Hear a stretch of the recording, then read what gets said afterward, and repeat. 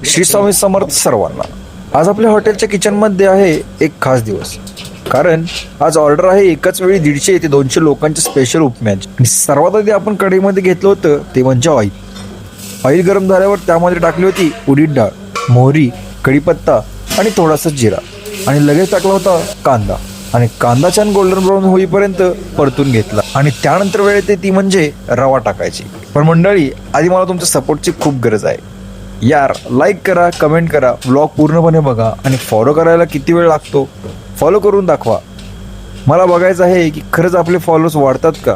तुमच्यासाठी एवढी मेहनत करतो यार, सपोर्ट तरी दाखवू शकता ना, तर दाखवा तेवढा. चला तर आता कांदा छान ट्रान्सल्यूट झाल्यानंतर याच्यामध्ये टाकला रवा.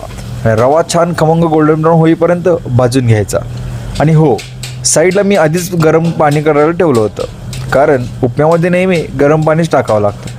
आणि याचबरोबर उपमा आणखी खुसखुशीत आणि चवदार होण्यासाठी यामध्ये थोडा लिंबू पिळायला देखील लागतो. आणि जसा लिंबू टाकला तसंच थोडं यामध्ये शुगर देखील टाकली, याने चव चांगली येते.